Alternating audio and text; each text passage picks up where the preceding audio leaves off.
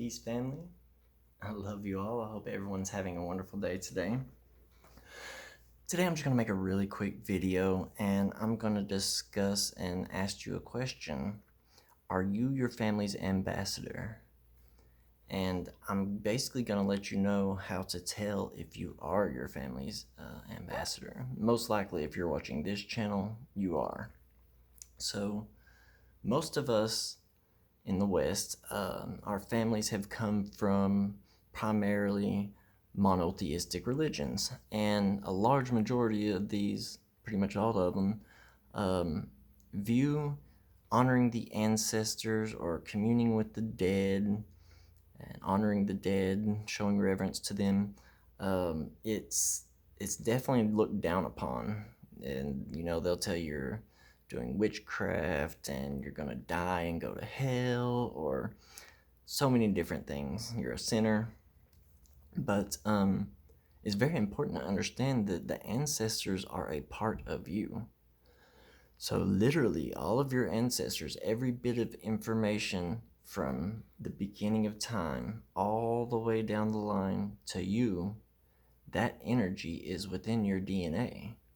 So when you are honoring your ancestors, you are literally honoring yourself. It's one of the greatest forms of self-love. So, we go throughout time, and many families have this, which I honestly feel is a generational curse, where they are trapped within a religious or political belief system to where, it literally controls their mind. So, if you are practicing magic or you are just spiritual and you're, into spirituality or any Eastern religions or anything like that, then you are literally probably going to be one of the only family members in your entire bloodline that is actually honoring the ancestors. And on the other side, it's, even spirits, even though they are energy, they still need energy the same way that we do when we exist. So when we're actually honoring our ancestors and lighting candles for them or leaving food, this is a etheric thing that is happening. It's not like your ancestors are coming and eating the food or whatever, or kind of like some people will say, oh, well, the bananas started turning brown on the altar, so that must mean that insert deity name here is eating it. Or I bet now I know my family members are coming and eating on the offerings because now the bananas are turning brown, or the food's getting mold on it or something like that. But that's a natural process.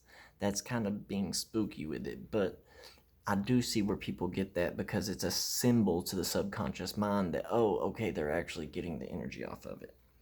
But this is happening on a much higher, less dense realm. It's energy, and it's within the ether. It's etheric, basically, where the feeding actually goes on, where the energy is transferred. But if you're the only person in your entire family practices magic or into spirituality and everybody else is religious, you are the ambassador of your family, and it's your responsibility to honor the ancestors and to be the one in the family to actually begin making a change. Because like I said, religious beliefs is a generational curse. When you're trapped in a religion and you don't even really understand the religion, same thing with like political belief systems or just societal belief systems, morals or whatever.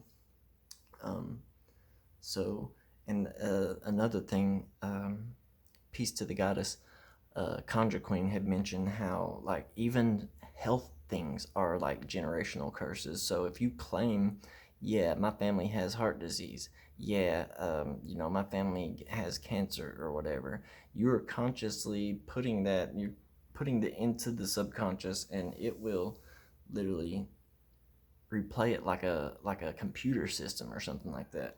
So it only just repeats the instructions that it was given, the subconscious. So you can literally manifest this stuff into your life. Also, just stressing about thinking that you could have these diseases or something like that's going to raise the cortisol, lower the ATP levels, you raise the adrenaline in the blood, which is just definitely really bad for your system, and it can literally make you sick. Stress can kill you. But it's up to us to break all of these traditions and habits that are just being observed unconsciously just because our families did, and we don't need to not honor the ancestors just because our other family doesn't. I think that's going to be about it for this. Another thing, abuse is one of the biggest generational curses that is passed along families, and it's our job to break the cycle. If you were abused or if there was just any abuse in your family, it's your responsibility that whenever you have children, that they live in the most loving, happy lives that they could, because that would be you breaking that generational curse. And then there will be many, many generations after you that will benefit from the fact that you put your foot down and changed it. Same thing with addiction. If you are just one of those people that say, oh, well, my dad hit my grandfather, my great grandfather, all of them are alcoholics. So predestined, I've got to be an alcoholic too. And just giving yourself excuses to stay drunk all the time. This is you being consumed by a generational curse. And you need to break that curse and make sure that when your child grows up, they don't say, well, Pappy or Daddy, drank too. And he ended up dying from it. Many people, it goes down in the family. People will die from alcoholism or addiction or diseases. There's just so many things that is passed along consciously through the mind. The all is mind, the universe is mental. So the universe being creating everything through consciousness, and us being the microcosm of the macrocosm, we create everything with our consciousness. So what you feed this is what's going to manifest within your life, because where your attention goes, energy flows. So put your energy and your intention towards your ancestors and make sure that you're honoring them, giving them offerings and showing reverence and love to them. And make sure that you're the one that breaks the cycle. Let this be the end of the line. No more disease, no more addiction, no more trauma. We're moving on into a new world. The new earth is here. And if you don't jump aboard now, it's going to be much harder later. So do the spiritual work. Get your meditation in. Get your rituals in. Do the shadow work to make the change. Because if you're not doing shadow work, you're not going to make a change. For sure. But that's about it. If anybody has any questions, leave them in the comments section, or just comments, leave them in the comment section down below. Like the video if you like it. Subscribe if you'd like to hear more videos like this. I love you all. I hope everyone has a great day. Peace.